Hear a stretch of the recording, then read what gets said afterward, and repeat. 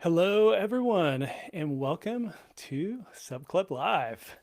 So we are trying to do this at least twice a week. I mean, at least twice a week. Oh, that'd be a lot. We are trying to do these at least twice a month. This month, we actually have three Sub Club Lives. So today, we're here with Thomas talking about hybrid monetization. Next week, next Thursday, same time, same channel, we'll be doing paywall roasting with Vahe. And then the week after that is a really interesting one. And we're going to start mixing in these, different topics and different guests and things. So we're going to have Evelyn, who is an app broker, on to talk about what it takes to sell an app, what app buyers are looking for, and that sort of thing. So yeah, a lot to look forward to. The idea behind these sessions is that we are going to cover specific topics, but we're also doing Q&A. So it's your chance to learn from the best in the industry. And speaking of best in the industry, we've got Thomas today. So save your off-topic questions to the end, but like anything you want to ask Thomas, feel free, but save those for the end. While we discuss hybrid monetization, if you have relevant questions, go ahead and toss those into the chat while we're talking, and we'll try and get to them, when there's a pause in the conversation.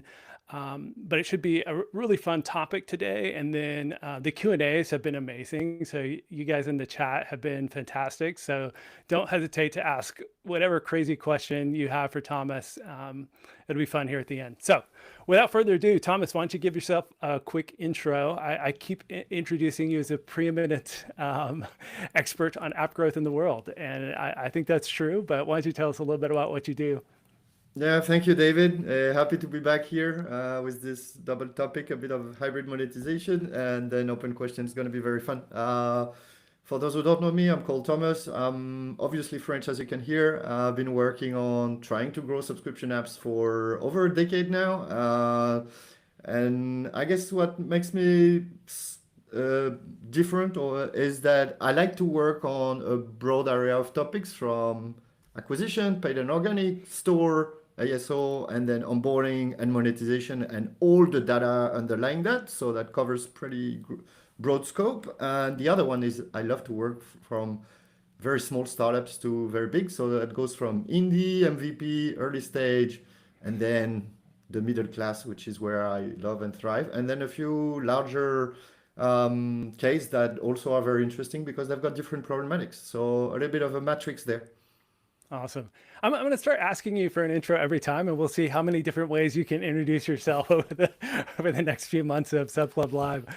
All right, so today's topic is hybrid monetization. It's something you and I have been talking about. We've talked about on the podcast, written blog posts. We've both been tweeting about. We've been talking about hybrid monetization for a long time, and we've seen progress in the industry.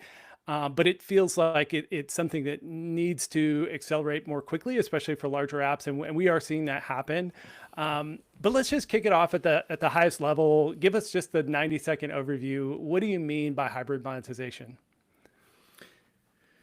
So the thing I noticed working with subscription apps is that the majority of them, or like the vast majority of them, only monetize through subscriptions. And what I mean by hybrid monetization model is that they could use subscription as one of the different revenue streams and complete it with other revenue streams that can be e-com, ads, IAP, others that we can see, but basically not only be subscription only, because as much as it's a very powerful way to monetize app, it also has its own limits, like everything.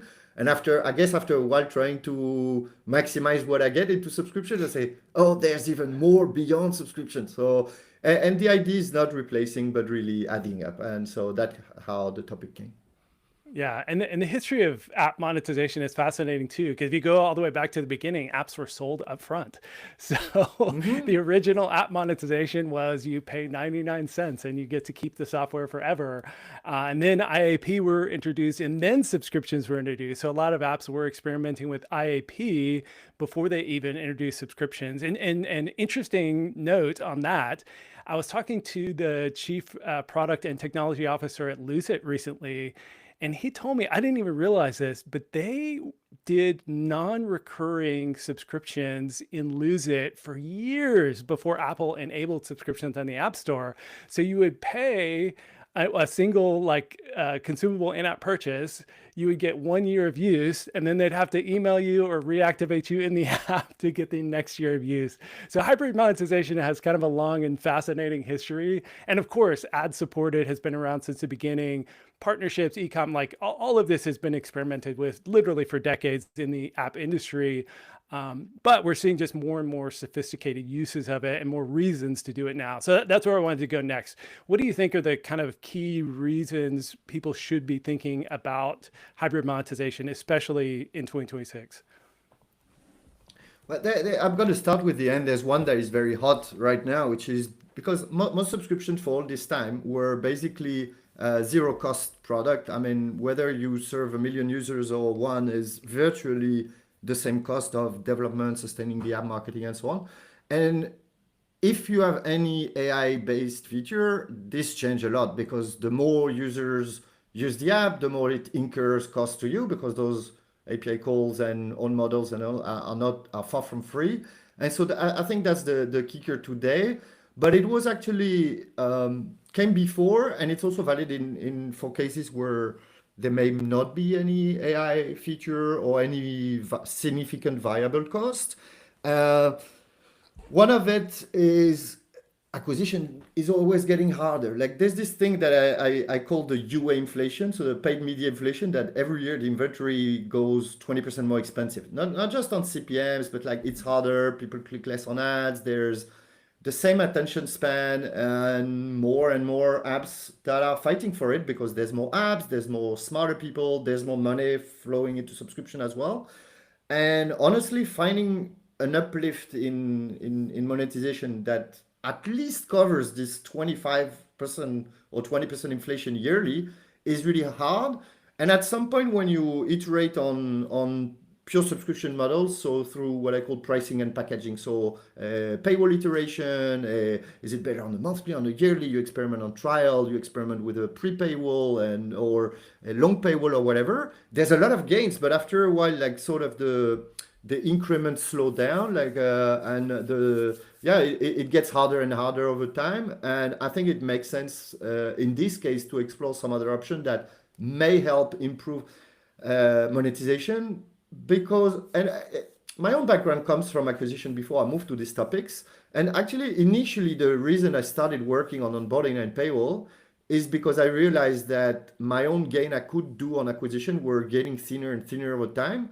And because it wasn't so iterated on the monetization side, I say it's going to be much easier for me to find a plus 20% trying a few paywalls than it's going to be finding another creative, another network, another campaign structure. And that's how I actually got started in working on monetization in the first place. And once I reap those benefits and the improvement become 1% instead of 20%, I say maybe I need to come up with another idea. And that's how I started experimenting with other models. Yeah, and then I think competition is another reason that you mentioned in the post. Like these days, and you kind of already touched on it, competition in ad spend, in competition in those ad auctions, but then also like now when you're competing against 20 other calorie tracking apps and 1,000 other to-do apps and everything like that, any edge you have in being able to better monetize the user just better positions you against that competition. And if they're not doing those things and you're in a much better place. And at the end of the day, you can also, it's not just about like enshittification and like taking and more, you can actually create better user experiences with hybrid monetization. Having an ad supported free tier instead of a hard paywall is a better experience for a lot of users. And from a ad monetization, from a customer acquisition cost standpoint too, if you're able to monetize those users who aren't going to pay, and even if you just monetize them a little bit, you're at least getting that little bit of a lift. So like, yeah, there's just so many reasons that stack up to of why you should. But then I also wanted to get to why you shouldn't. So what are some reasons you think people shouldn't do hybrid monetization?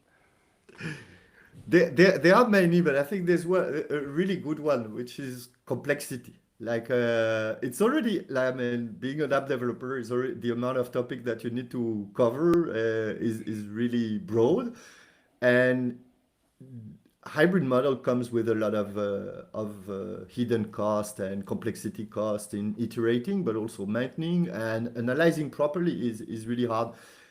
And I guess for most people who are earlier in the journey, or it's probably more effort than it's going to be benefit in the very short term. And I think for many, it's more of a later stage thing that you would tap on because it's a much lower hanging fruit to iterate, for example, on packaging and pricing and get those uplifts there before you move to that.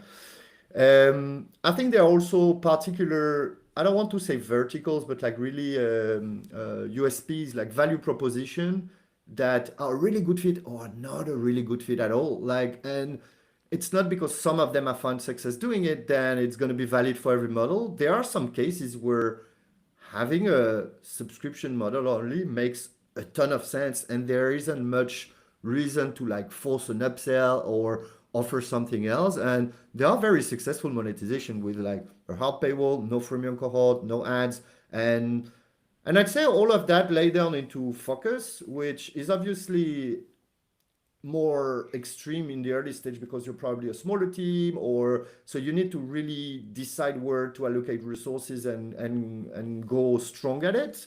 But even in later stage, there's always a focus thing that and dispersion of like those are big projects, those are complex projects, and there are times to do them and times not to do them. Yeah.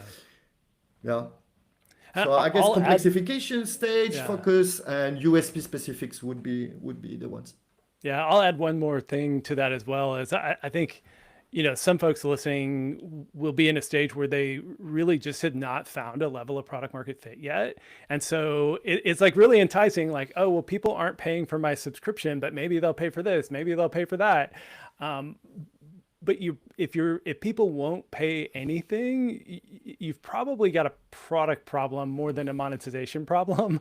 Now, again, I mean, there are probably some caveats where there are some use cases people just aren't excited to pay for, where you should start with ad monetization and you could build up a base and then figure out what is worth paying for. But I think generally a lot of people jump to these kind of tactics and thinking there's going to be some like magic bullet when really it's just that they don't yet have something people care about and like are willing to actually pay for. It's not the form, it's not the price, it's not any of those things. It's like you just got to build something great. And that's, that 300th to-do list app, if there's no differentiation, if people can do the same thing for free in the reminders app, it's like you got to build that first, and then you can think about laying all this kind of stuff on. Yeah, I agree. I have something here, like, so I often describe, like, and I started the article on Revenue Cat with that for me, hybrid monetization was the answer to two problems.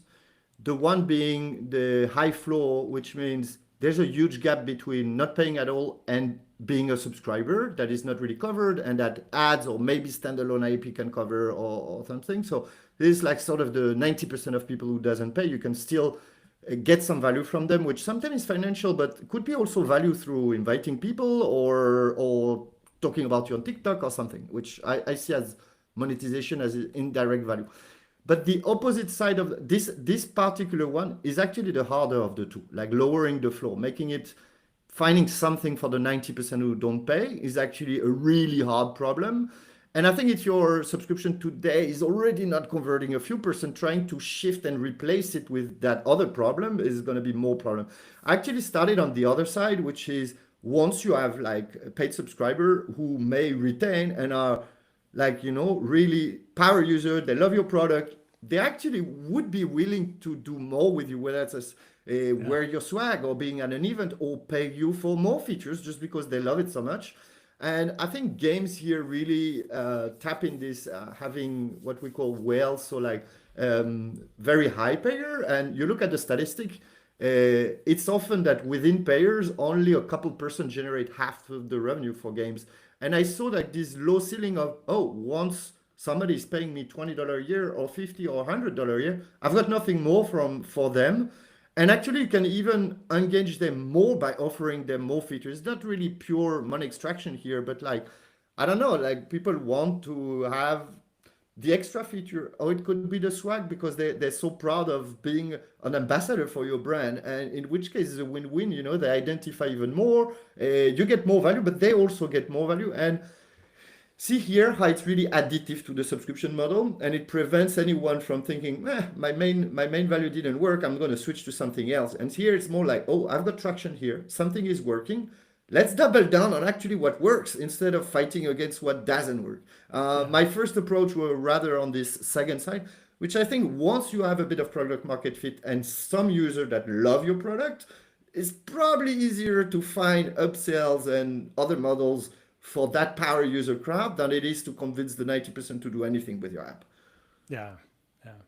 Well, let's get into the tactics of this then and just kind of go, we do have, actually, let's hold off on this one until the end. We'll cover that in the Q&A.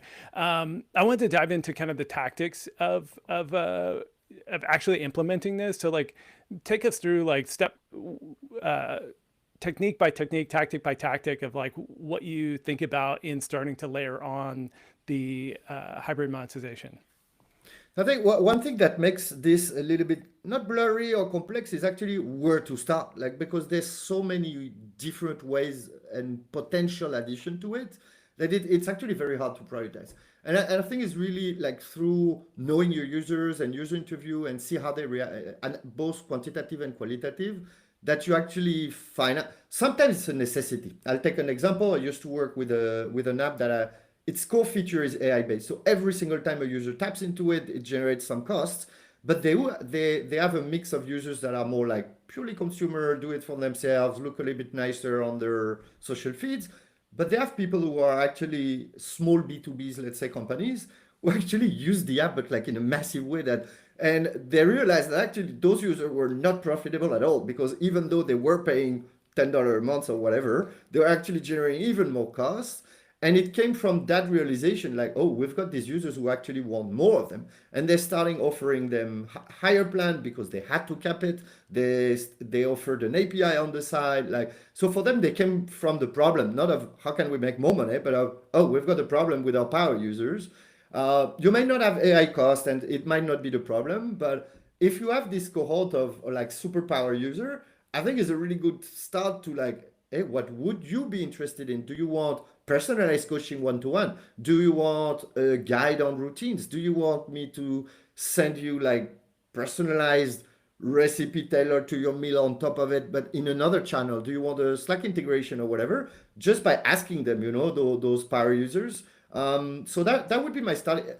I would really start from, hey, what are my user interested on top of what I'm already doing, rather than, okay, I can do ads, I can do partnership, I can do IAP, which one do I take? Because once you identify what you either want or can't do today, usually it's a pretty direct fit into, oh, I'm going to offer this. It makes a lot of sense. Sometimes it's just out of opportunity. I was working with a football app, and they work a lot on like live events. So people are in the app following the match, and they're like commenting with their friends, but also, I don't know, there would be a break and they need to order a pizza or whatever. In this case, they actually partner with I was going to say booze delivery, drink delivery company, because it made a lot of sense for the use case they had. People were already in the app. They had this break. They're like, oh, I want to do this.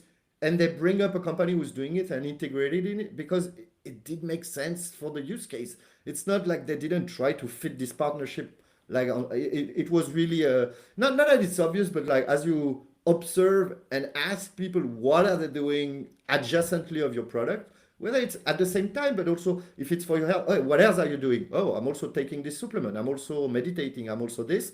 Then usually the opportunity arises and I didn't specifically go into the different tactics on purpose because I think they're not the starting point. They're not, oh, I've got this list of things I could do. Which one do I take? That's completely the opposite. Is okay, what do I have as an opportunity, as what do people want?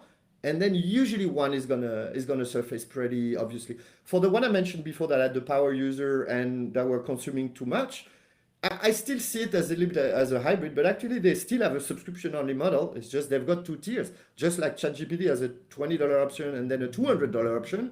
because the $20 option would totally not cover some of the power user. For me, it's Right. already a little bit of hybrid because you offer different things to different users, even if they're both subscriptions.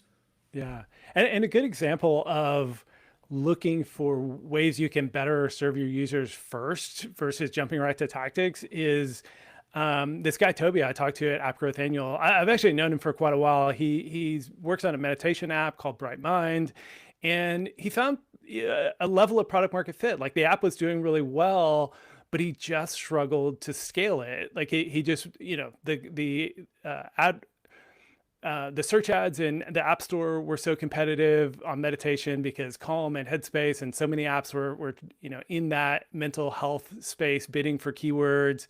It's hard to get conversions. Facebook limits what you can do in like health apps. So it's like he was just facing all these challenges trying to scale, even though the app was good. He had product market fit, and he ended up starting to do one-on-one coaching sessions. He did retreats. He started to like build out a community, and starting with that, like having an audience on the platform, on a platform in your app where people actually care about it. And so this is another thing about having that free user base is he had a lot of free users who were engaging with the app, but weren't willing to make that jump to subscription.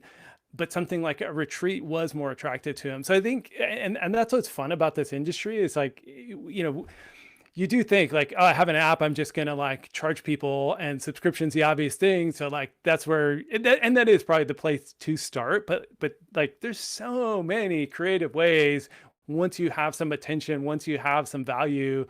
So I love that you started with that instead of the tactics of like, what do people care about and how can we better serve what they care about versus like, how do I just make more money?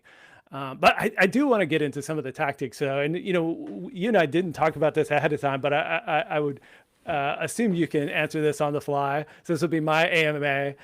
A lot of apps these days are starting hard paywall only, where there is no free tier.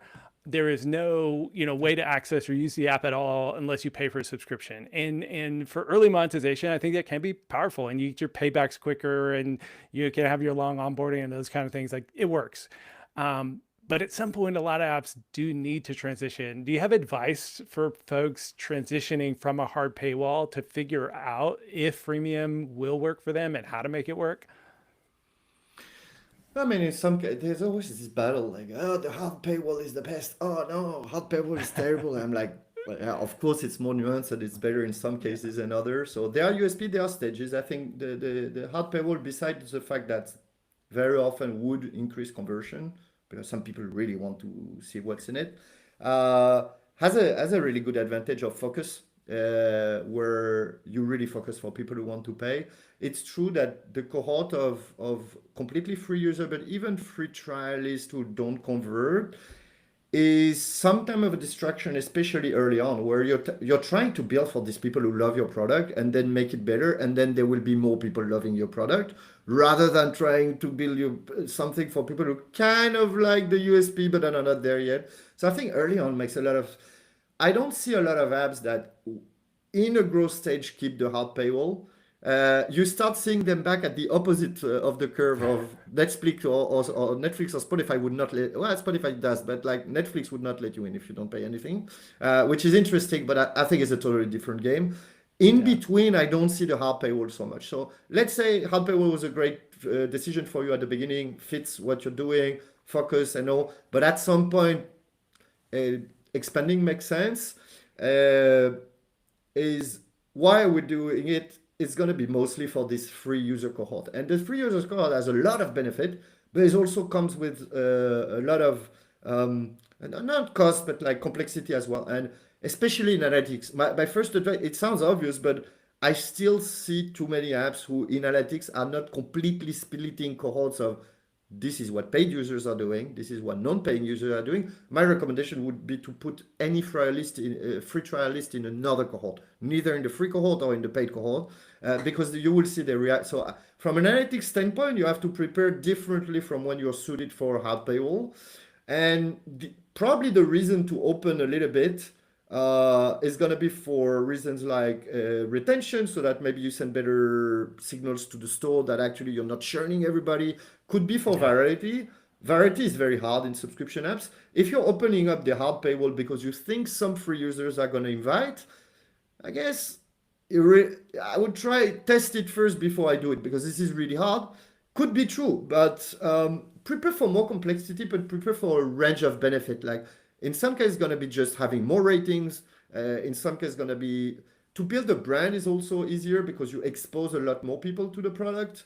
But for some people, building a brand might not be the play, and it Yeah. may not make sense. So most of the apps I work with have a freemium cohort, and um, I believe in the mid long term is a more interesting deal, in the sense that you can really expand the audience by. It's okay to have users who don't have access to all free features and they can still love your product. There are actually a significantly high amount of users who are not going to pay any subscription no matter what, but are still very interested into getting some of it that doesn't generate you so much cost and generate a lot of positive externality, ratings, invites, brand building, and late conversions, because it's a lot of conversions happen early on, but it's not like when we see stats, we say, 80, I don't know, last year we probably was around 80% of conversion happened on first day or something. Maybe it's 70 or 80, let's say. That depends the app. But I was like, yeah, the thing is, free people churn very fast because we're forcing them to pay or churn very often. But if you look at the cohort of people who don't pay on the first day and actually retain, the conversion rate is not that bad. It's just you retain very few of them, Right. which might be the problem in the first place. But so those Yeah. rate conversion are actually quite interesting. And then another one in the stats that hides is that if you look, let's say it's 80% of trials start on day zero, but they actually only represent 50% of the revenue. Because typically users who convert later have a tendency to like pay for no trial, renew better, and so on. There's actually like it is a really interesting way. Depends also how you retain them. I mean, it's a Yeah. big topic there. Yeah, and freemium's not a panacea either, because just as it's tough to get people to retain to your subscription, it's tough to get them just to keep coming back to your app. So It is. so it kind of gets back to like, do you have a core value proposition that people really care about and that they're going to come back and continue using the app? So I guess in a worst case scenario, you switch from a hard paywall to freemium, but then all your freemium users just churn out and don't actually keep using the app anyway. So then that's maybe the signal that you need to keep iterating on the product, and or go back to your hard paywall. One thing that I've almost never seen work, I know a few have attempted and I looked at it, but is reverse trial, which is something that in Yeah. SaaS has caught a bunch of traction. And I've seen some not so small apps, some of them you might know, try it and come back from it, just because forming this habit is so hard. Like it's so Yeah. hard that even if you give it for free, even if you've got like a really solid like habit creation flow the first week, the amount of people are going to churn, the amount of people who are churning is so high that it's really hard to make it back later. Like, so I guess the freemium model in which you do convert a significant amount of people early on, but you let the other go through, uh, is just a consequence of what we observe in terms of user behavior. You can always like influence it in a large part depending on what your product is, but it's really hard to go against the wave completely. Yeah. So we've touched on a lot of different things, and I wanted to kind of wrap this up so we had plenty of time for a Q&A. But I'm just going to go through and list, because we had a list here of all the different Yes. ways to monetize. So you have consumables and in-app purchase. So you can have both, like consumables, like the Tinder super like is an example where you could buy 1,000 super likes and just keep super liking people, and people do that, and that's part of Tinder's monetization strategy. But you can also have in-app purchases that are like one-time feature. So it can be an unlock, it can be a content pack, it can be things like that.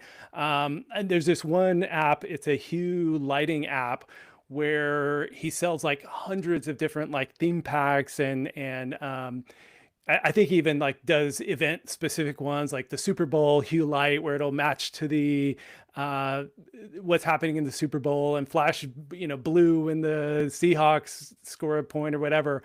And so there's like hundreds of these one-time purchases, but then the subscription looks so much better because it's such a great deal compared to buying all these individually. And so he kind of uses that like pricing to play off each other. So you have both consumable IAP and one-time purchase IAP. Subscription tiers, moving beyond that single subscription to have multiple tiers. You of course have ads, partnerships and affiliates. You talked about that a little bit. Actually, well, let me finish the list, but I did want you to give an example of affiliate because I think that's an interesting one as well. E-commerce, if there are specific, and it's not just merch. Like if you're, I've talked about this in relation to the Ladder app. Like they're an incredible fitness app. I use it pretty much every day these days. And they're going to have an incredible opportunity long term as their user base grows to sell gym equipment, to sell you the dumbbells that you're going to work out with, to sell you a package to get your home gym started and stuff like that. So not just merch, but there's e-commerce potential beyond just selling a t-shirt with your branded name on it. And then when we didn't touch on it, and again, I want you, so we have two to dive just a little more into before we move to Q&A, is the prosumer and B2B. And PhotoRoom is a fantastic example of this, where they were, created this amazing app where you remove your background. And a lot of the people who use the app are prosumers in that they're using it for a business, like an eBay business or an Etsy business or things like that.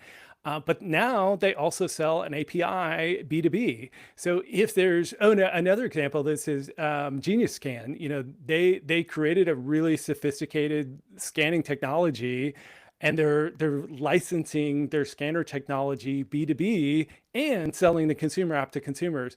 So that's like another hybrid monetization. So yeah, let's double back down to, and then we talked about coaching and retreats and like in person, like again, it's like, and there's probably 100 other ways you could monetize once you have an audience. But I wanted to get back to affiliates. What are some examples of affiliates that you've seen work, and what do you mean by affiliates?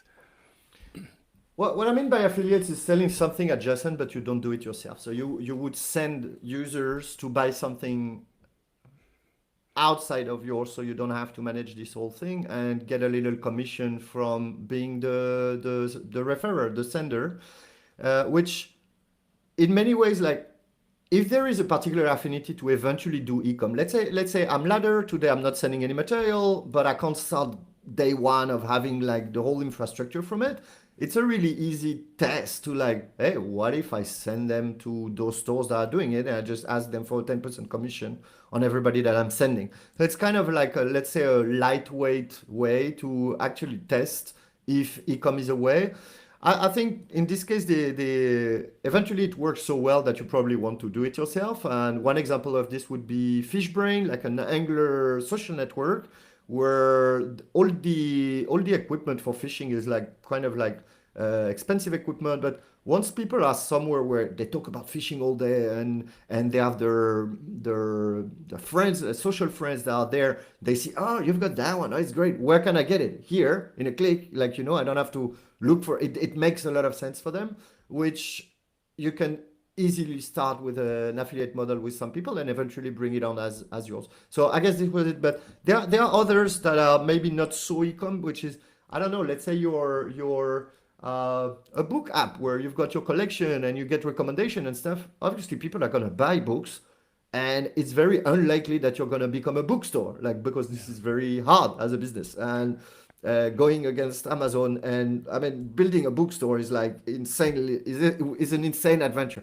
Maybe you're a huge app and you can try it, but in this case, yeah, just make it easy for people to buy the book that you recommend and get a commission from it. Makes a lot of sense, because eventually user pay the same price whether you get that commission or not.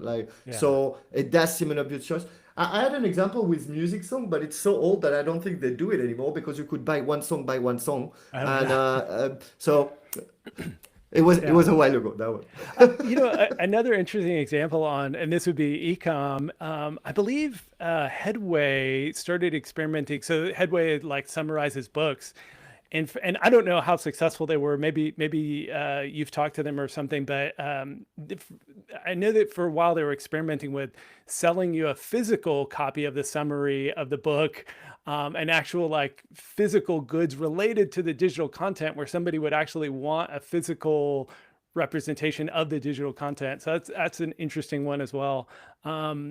Yeah, I did want you to touch on B2B. Other than Photoroom, do you have it? And well, I mentioned too, Photoroom and Genius Scan, but are there other ways you've seen apps strategically move into this prosumer and B2B in a way that feels like hybrid monetization? So I've seen it a couple of times. It's really hard. Like Yeah. the reason it's really hard is because the logic of B2C and B2B are very different, the sales cycle and so on. But there are a few cases that are also very, very different by nature. One, if we stay in the like photo and video editors, was one of these app, let's say the same space as Photoroom, not Photoroom, that realized that, yeah, they have all kind of users, but they have a bunch of users that are like small agencies that are using the app like to edit ads and stuff like that. And had two problems. Is first, there are several people editing the same ad, and the app was thought for single users only. The second one is that those agencies or small teams, they don't want to pay in IAP because then it's harder to invoice it. It's a bit of a mess for like companies and then how to expense your IAPs and so on. So they actually build like a parallel product that you can use with your small team and charge it on the side. And eventually the product was very similar to the original product, but they sell this one elsewhere and at a higher price because it caters to a different need, and they just add the like cooperative feature on top of it. And then they started selling actively to businesses, not such in a B2C way or on Facebook and so on. Another example, maybe a little bit on a different line. So I work with one particular kids app that's called Lingo Kids, but I know that several apps in this space are doing it. I have like end users or parents who want the kids to learn or play or both or whatever. There's a lot of different, let's say, sub-segment in this vertical, but that actually also have businesses with schools and teachers, which is this case is kind of a very particular kind of B2B. And in many cases, they actually do it for free because they end up being referred, but not necessarily. It could be that there is a use case that they can charge. I've seen one. I don't think they went very far from it, but they were actually charging the state for it to put in all the schools. So that's the ultimate B2B ladder when you start selling to the state. That's the ultimate, the hardest one. Like I wouldn't recommend to start there. But it's an interesting, like sort of, and I think it goes back to many other topics in this hybrid conversation is what is adjacent to my main use. And obviously, if kids are going to learn at home, there might be something in the product that could be used by a teacher to learn at school with 30 people. Very often it's something adjacent to what you're already doing, whether it's B2B or affiliate or the others, very often it's an adjacent field and they're not all successful. I say the B2B one is kind of a hard one. I guess in the case of Photoroom, it was very natural. Some people say, hey, I don't want to be doing 10 operation. I don't want to be doing 1,000 operation. I want to be doing 1,000,000 operation, which obviously doesn't fit in the app anymore. And they add the model and they sold it to actually some very, very big companies are using it that you know every day without ever knowing that this is a Photoroom made image. Yeah. And one other example that came to mind while you were talking is Calm and Headspace going into B2B, where they partner with insurance companies, where you get it for free with your insurance, with big corporations to offer the like mental health support to their employees. So yeah, it's like there's just there really are so many ways. You talked before about how meditation got harder as the space expanded, and I used to work with a meditation app before Calm and Headspace were really, really big, and they were operating in just one country, and then Headspace and Calm like came, and it was really hard to compete in the B2C space for them. Eventually, they partner up with like a health insurance that was like, we're gonna pay for because we've got data that shows that users who use your app are actually creating less cost for us, so we're going to finance it. And eventually the business become bigger on the B2B side. Like so they were kind of forced out of the B2C market because it was getting too hot. They had this opportunity, but they never envisioned that this opportunity was going to become the main business in their case. Yeah. I mentioned school. I'll tell a last one just in case anyone stumbles upon it, because I work with Lingo. So I mentioned I work with Lingo Kids. We partner up with American Airlines so the kids can have the games inside the entertainment system in the Oh, planes that's where they're cool. disconnected.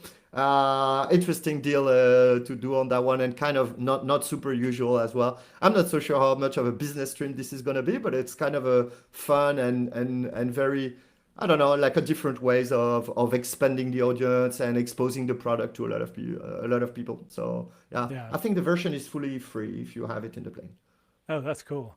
Yeah, All because right. people Well, can't subscribe without Starlink, so we've gone 10 minutes longer than intended. So we have at least 20 minutes for Q&A. But why don't you put a bow on it? Anything else that we didn't cover? Any kind of like parting advice on hybrid monetization you want to share before we move to Q&A? No, I think it was good. Like, we didn't cover ads at all, but I'm happy to move on and get questions about it now or get question about it elsewhere. For many people, ads is like, oh, obviously I should put ads to the 90% of users. I say one thing that we said was important today is, one is not for everybody, but mostly start from the need, and the adjacent thing is not, oh, I should put ads so the 90% of users are. Ads, if you don't have a massive cohort, are not that efficient at all. Like, you need a massive user base to actually make it. So yeah, always start from the users. I think this is the summary. Yeah, awesome. And I'll close with one thing, because I think you wrapped up your blog post with this, is to say subscriptions aren't failing. That this whole conversation isn't that like, I mean, there is something to subscription fatigue. I mean, we could debate another hour about subscription fatigue and how real that is. But at the end of the day, like, a lot of people just don't want to pay via subscriptions. And then, like you said earlier, even those who are willing to pay for subscriptions, oftentimes are willing to pay more. They're willing to buy your T-shirts. They're willing to pay for in-app purchase. They're willing to do so much more. So the whole point of all this is not that subscriptions are failing and you need to move on from subscriptions. It's really subscriptions and more so than like no subscription. So I thought that was a great way that you wrapped up the post. So I think it's a good place to wrap up there. Good one. I'm eager to move on into the audience questions. Yeah, let's move on. All right. Here's the first one. What would be trending tactics or premium subscriptions in mobile apps? For example, YouTube memberships, paid follow. Can this be an app to web flow? What would be trending tactics of premium subscription in mobile apps? I'm not sure I follow the whole question. For example, YouTube memberships. You want to sell the YouTube memberships, like private YouTube memberships? I think Um, I think this was like, are there any trends you're seeing in diversification? Because like the a lot of YouTube creators now are creating the paid memberships where mhm. they have extra content for those users and stuff like that. I mean, I guess this is not as app adjacent, but then some apps are like they're pushing like the app is free, but Yeah, then they're monetizing actually, other ways. well, it does make a lot of sense to also, even if it's not completely app specific, but yeah, as a side monetization stream, if the audience is really like captive and you have something else that is not in the app that you do on the YouTube live, I think there I see less of like such a freemium model with subscription. And I think the main reason is that for many of those, maybe it's very private and that the membership makes sense because you make it very exclusive and such, but and you have to pay to enter. And I've seen a couple of those. But I actually seen more success in this case of opening it to everybody and charging with non-renewables. And typically that's something that is very big with like small donation, tips, and so on. There's something that is mind-blowing to me, which has been like for a few years, which is when you look at the top grossing charts of the store. So you see the big one with the subscription, like I don't know, HBO is there and ChatGPT is there and so on. And you always have like TikTok in the top five. And I'm like, wait a minute, what is TikTok selling? Obviously, TikTok, ByteDance is making a lot of money on ads and is the primary revenue stream. We're like, what are they doing in the top chart? What is the IAPA they're selling? Because I've never been exposed to any of them. I've never heard any of my friends subscribing or buying. And I asked the question to a lot of people, and I'm like, no, you can tip creators. And a ton of people are buying like these 0.99 tips to creator, just like you can have on like a bunch of other platforms. Some a lot of adult platforms do that. Actually, you can have like paid subscriptions to OnlyFans, but a lot of them would open the stream to everybody and let people tip and like, oh, and can you do that live and all? It doesn't have to be porn. It can be if you've got gaming and you've got the captive audience and you're like, let everybody in and let them tip in. So I think for that particular use case, it makes sense if you want to create an exclusive community and so on to do a premium partnership. But in many cases, I would see a fully freemium model where you actually let people add on top more successful. And I don't think TikTok ever bundled this into subscription. They're all consumable IAP. And this represents billions for TikTok, which Yeah. interestingly for them is a small business compared to the whole business. Other examples there, though, are Reddit, Discord, and some of these other communities where they actually are doing fully hybrid, because you have a subscription that gives you a certain number of tokens and gives you a little bit boost access, but then the tokens are what you tip the creators with, and then you can buy like additional tokens to tip with. And so they have kind of and we didn't even touch on this, but virtual currency as a way to facilitate hybrid monetization. So yeah, a lot of interesting patterns to watch there, especially in those kind of spaces where that tipping mechanism makes sense. You can go either direct tipping or this like virtual currency tipping. I think here I'll add something, and I haven't seen it so much yet, although it does exist. I've seen a couple of cases, which is a lot of this hybrid monetization initially come as an inspiration from, hey, gaming are actually always having hybrid stuff. Like they have very often that would be ads plus IAP, but there are other combination. And many gaming companies, a few of them introduce subscriptions in an interesting way, where you've got people who are like keep on buying consumables, where it would make a lot of sense to go, okay, let's hook them up every month, give them some free consumables and maybe a discount on the extra consumables. So it goes both ways. You know, we inspire from gaming now. There's a lot of gaming folks that have come with subscription and come with a lot of experience in that. I hope it's going to go both ways and actually expand even further the subscription market in that sense that subscription exists in gaming, but they haven't been like that mainstream yet. And I think there's also a huge opportunity there, even if maybe it's not the exact route for today, but also an interesting one to watch. Already happened, but more for the future, I guess. Yeah, yeah. All right, next question. I have an app, and then this person clarified in a follow-up that it's a freemium app. And I'm judging the trial conversions based on approximately 600 to 1,000 downloads a month so far, released 2 months ago. How do I judge if the trial conversion is solid? That's a good one. Yeah, I mean, at small stage, it's very tough because, I mean, you've got 1,000 downloads, so like install to trial is going to be what it is. And I guess one is you have to aggregate. So like you can't look at it every day. You can't know if it's going up or down every week because maybe aggregating a week is only going to be 10 trials and there's a lot of noise in there because one or more. So you have to aggregate longer periods. That's just what it is. I would say don't so yeah, you take the last 3 months instead of taking the last week because you have to aggregate for it to make sense. One is also depends a lot how diverse those trials are because if you're operating in a single market with one clear channel that is established, your channel are those keywords on the SO, or your channel is TikTok organic, or this channel is a partnership with forum or whatever, and it's like concentrated on a few countries and one OS, and it's kind of structured.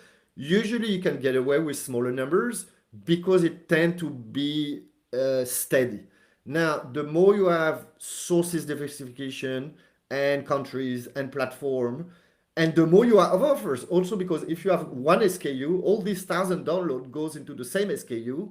Maybe it's a case of not offering 10 SKU and having even less data on every single one of them. So I guess there's how consistent is it? And I'm not saying you should go for only one traffic source. It's just it's a consideration to have into how more narrow you can get. Yeah, so aggregate over time. Consider if it's and maybe just have one SKU. But mostly in earlier stage, like when people are like, oh, I'm gonna A/B test the monthly versus the yearly, or 2 options versus 3 options, or whatnot. I'm saying, no, we're not gonna A/B test. What you do is you go with it, you release it, and you ballpark if it looks 20-30% higher or lower, and if it's not massive. So basically, you aim for huge differences. Everything else is noise. Like And honestly, if you aim for 20, 30% differences, first, you're not at an optimization stage trying to grind for an extra percent. And if you were, you're going to get lost in noise. So you go for the really hard choice. You don't A/B test, you release. And if you're not sure that there is a 30%, is that it's not there. Like, that's it. So yeah, aggregate time, make bolder bets, and don't diversify too much. So maybe on traffic, yes, but on SKU and monetization method. And maybe you need to work a little bit like more on the, hey, let's grow the traffic size a little bit before I move into, I'm going to optimize my paywall and try a bunch of pricing and whatever. So try to double your pricing. Looks it's much bigger, great. Looks it's terrible, you remove it. That's it. Don't A/B test. All right, we've got one really long question next, but we don't have any more after that. So audience, here's your chance. We've still got 10 minutes left, so toss your questions in. So this is going to be a long read, but it's a really interesting question. So let me show the first one and we'll read through them. I run paid ads and hate to see users churn after trial or not even get past the paywall. If I implemented a hybrid monetization model into my app, assuming my app has little operation costs, on to the next one. This is jumped around one sec. Somebody added a question right while I was reading, and so it jumped off screen. What's a good way to predict what ads can net me in balance with subscriptions and make sure ad spend is still profitable? Right now, it's an easy calculation, but the addition of ads might make it harder. And then the last part of the question. Also, have you any experience with avoiding user churn by letting them switch to an ad-based experience instead? How do I present this proposition on the paywall?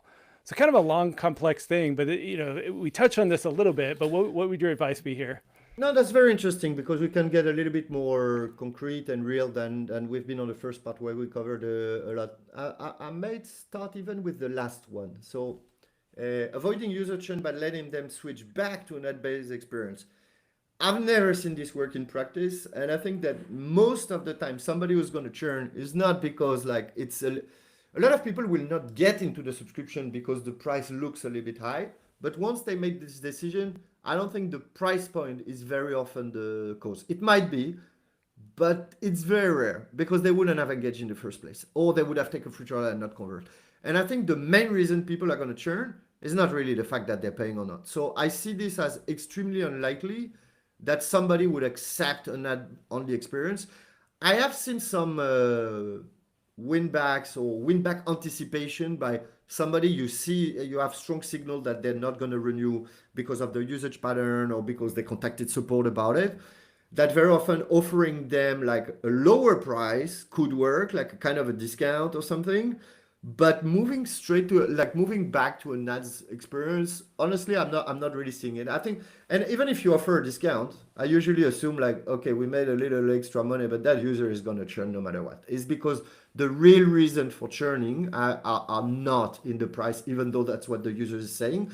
Because, I mean, if the value was good enough, the price would not really be a question. So I would question the fact that the value delivered is just not enough. And I think it's actually a distraction to think that they would move back to the ads. I'm gonna link this to the whole question is related, but it's like if you add ads to your monetization as a hybrid model, you have to really take into account that the sum of the ads revenue is very likely going to be a small sum of the total. So it might be incremental and you make an extra 5 or 10%, which at scale make a huge difference. But don't think that it's going to compensate or be half of the monetization because that almost never happens. You look at the constitution of ads revenue from very big games or like Spotify, for example, that has like, I think they're about half in the freemium versus paying subscriber, or it's 60-40 or something, but it's not like crazy. And then the revenue is 95.5. Like, and this is the norm. Like, expect the ad revenue to be somewhere between 1 and 10%. I think one would be pretty bad, but like 5 to 10% would be pretty normal. So looking at the ads revenue stream as sort of, and actually it's back to the point we made earlier, is that it's not a replacement. It comes on top as a marginal thing, but not really. So you're not going to really balance exactly like the people who don't subscribe, they're going to take ads. It's really additive. And then it looks back to your first question, which is, yeah, it is very messy to mix both. Actually, it's from an analytics standpoint in UA and in product and in finance, having both models is a lot more complex.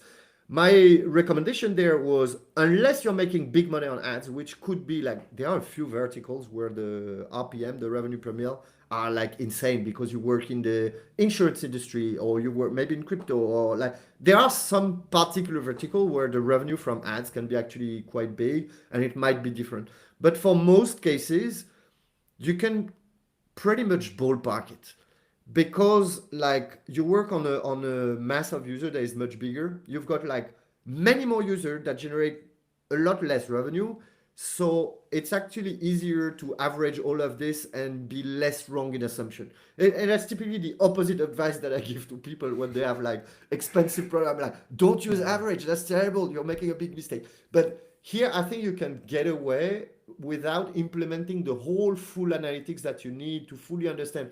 Okay, so I've paid $1,000 on this campaign and I've got 800 back from the subscription and 230 back from the ads. You will want to get there at some point, but I think you can easily ballpark it or say, okay, let's say ads are 20% on top, or let's say ads are $1 per return user per week or something, and just use this assumption, revisit it by geography because it's going to move without implementing the full analytics that it takes. Because it's true that it's quite complex to have both revenue streams at the same time, especially if you're trying to use it for UA, especially because the ads revenue compounds over time on retained users. It's not going to produce on the first day. So you need to predict it anyway. So if you're going to predict it, well, at the beginning, average it a little bit. I think it's less of a problem to average ads revenue than subscription. And I would go with simple. You already have a lot of complex things to balance here. So purely to execute UA, I would simplify it a little bit to the extreme. It gives also you time to like explore options to actually implement it properly. I wouldn't be afraid to do like sort of a really an MVP out of it and not be exact. That's okay. Yeah.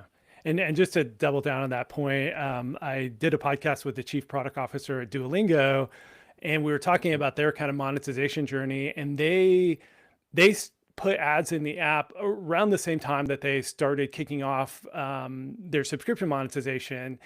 And they have a massive free user base. They're doing, higher CPM ads. They're now doing like ad partnerships. They're very sophisticated operation. And I forget the exact numbers, but it's similar to what Thomas was saying. I think it's 90-10. Like it's either like 80-20 or 90-10, that like the majority of the revenue still comes from subscription, even at that level with a massive free user base, with like really good retention of those free users, with full screen interstitials. Like, we're not even talking banner ads, which have like really bad monetization.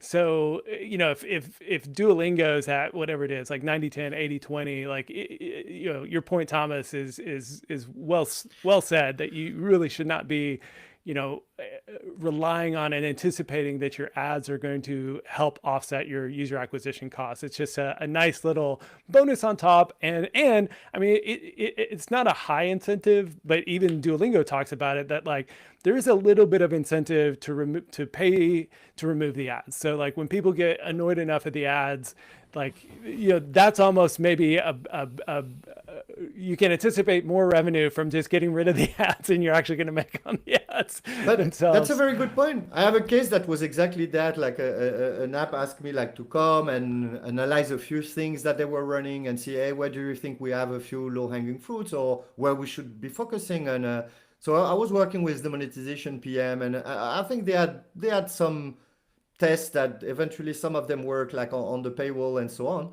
But then I saw that they had a mixed model with ads, and I look at the ads and I was like, wow, this is super unoptimized. Like, I think the ratio was they were making 1% of the overall revenue on ads, but they did have a free cohort that was seeing ads. I was like, wow, there's zero mediation. You have only ad mob. You've never touched anything. You put the basic default setup on ads, and you're making 1%. And I looked at it, I say, honestly, I think if we put someone there, we can easily double or triple this revenue. That's before they told me it was 1%. And I say, I'm pretty sure we can easily double or triple this, like maybe quintuple it. And they told me, you know what? even if you could quintuple it, for us, the effort is not worth it. At the scale Yeah. we operate, we put the ads there to actually increase conversion. And at some point, we removed them and we did notice that the conversion to subscription was going down.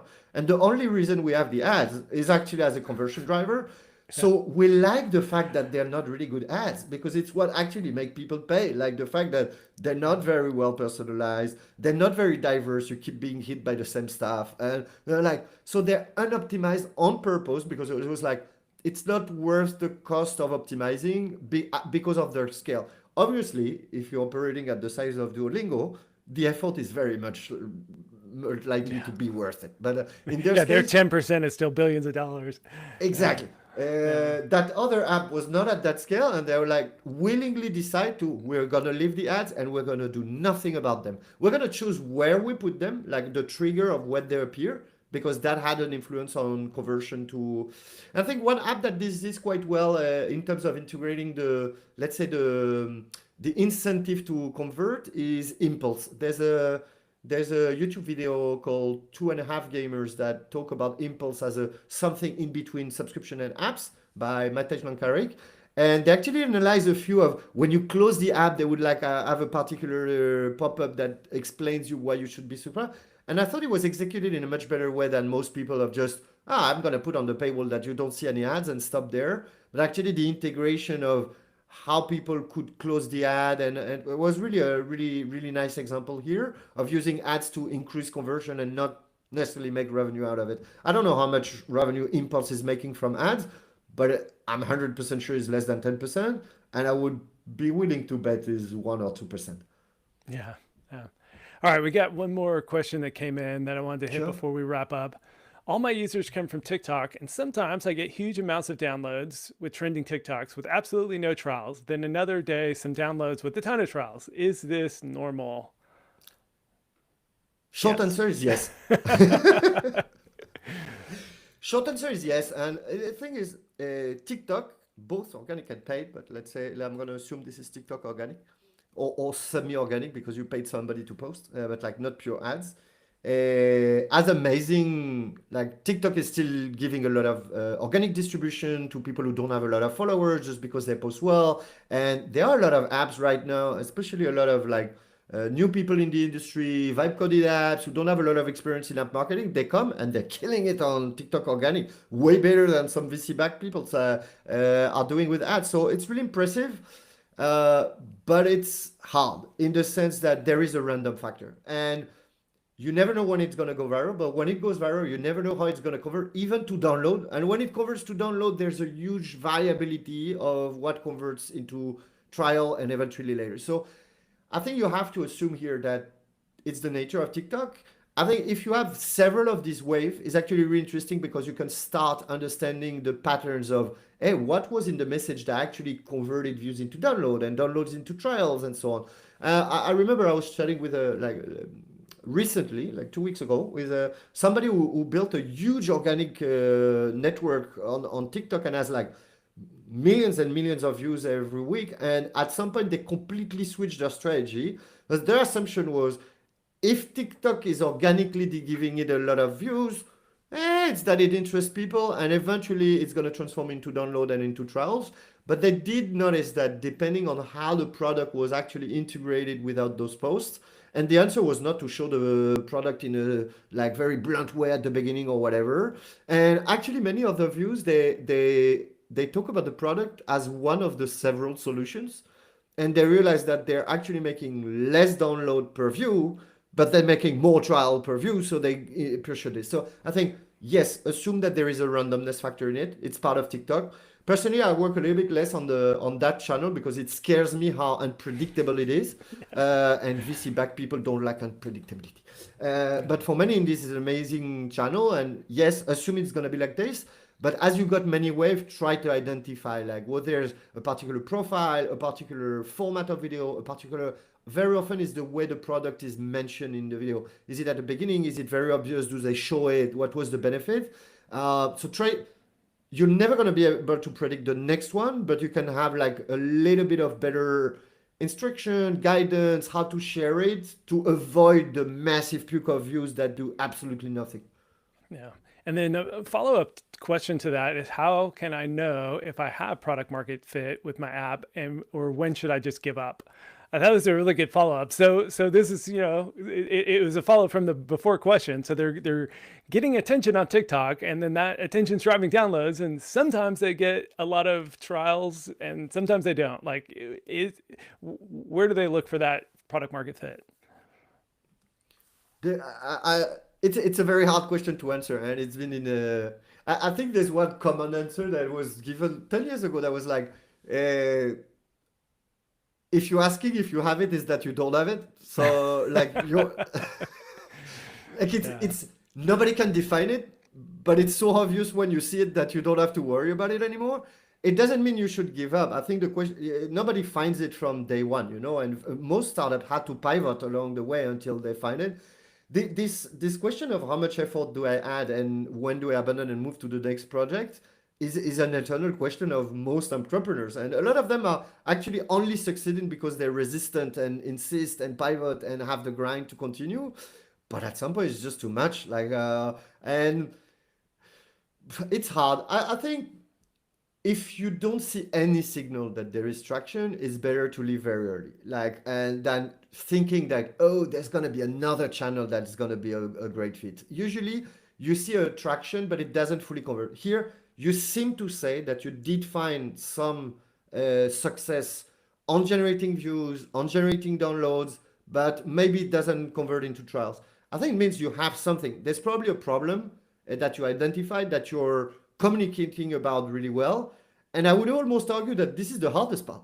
It's much harder to find a problem that people are willing to do something about than to build something and look for the audience. So I would start back from there and question, are they not paying because they're all under 16 and I need to find the 25 plus that have a similar problem and they already find a common.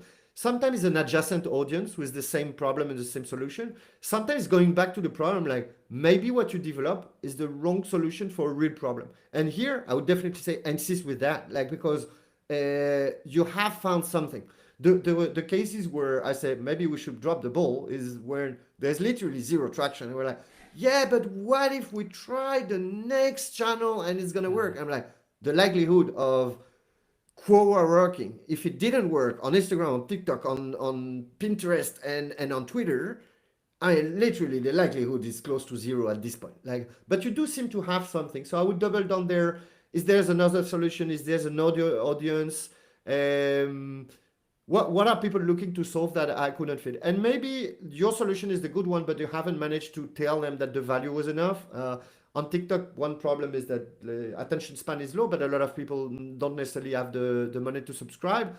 Look at alternative business model. Maybe you can actually, I've seen one model where they were actually fighting against an app that became bigger than them, eventually found a second revenue stream, and put the whole subscription for free to everybody so that they could beat the category leader. And we're going to put the coach for free, but we have like an affiliate product that we can sell to these people. And via the free coaching, we're going to outgrow the other one.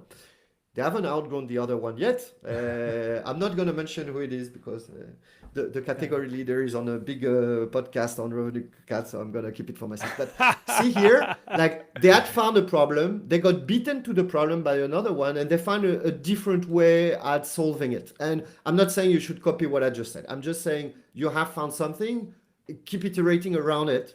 It's when we see nothing as traction that is really worrying, and yeah, you should abandon it. Yeah. And you kind of touched on it in the first answer that one of the places to look is when it goes viral and you do actually get trials and you do actually get paid customers. What is the messaging in those TikToks that's landing with people? That's probably what your product market fit is. So figure out what that is and then figure out how to double down on that and create a better experience around it, do more TikToks around it and that kind of thing. So I think, combining the two answers is good. It could even be that it's not one, but it's several, and you've got several angles. I can see how TikTok moves very fast, and you've got several angles. You might have a mechanism that when you see this big spike, have a few models of paywalls of, oh, those are the TikToks that attract the younger audience. I'm going to put temporarily a cheaper paywall or no trials because those free trials never convert or whatnot. And it's not only the pricing and packaging, but it can just be what's on the paywall itself reflect the problem that they mention. Because it does happen that several TikToks are going to approach your solution through different angles. And if you have such spikes and you're able to actually update on the go that what you offer at the paywall actually answers the problem that was mentioned, that might be a way to jump from a wave to another. It's a bit more complexity maybe, but that's one idea I throw in there. Yeah, great. All right. Well, we have gone over, but this was so much fun. Thomas, it's always a blast talking to you. So much knowledge shared and always fun to have so many great questions from the audience. So, yeah, keep joining us live. And again, next week, we're going to have Vahe roasting some paywalls, and we're going to send out a form where you can submit your paywall to get roasted. And we do Q&A with Vahe as well. So you'll be able to ask him questions for what's working and not working on your paywall and ask for suggestions. And last time we even took some live submissions. So it was a little tricky pulling him up and getting the screenshots viewed, but you can also submit live. And then again, in 2 weeks, we'll be live with Evelyn talking about getting your app acquired. So join us again for those. And Thomas, thank you again for joining today. Thank you very much. Very much looking forward for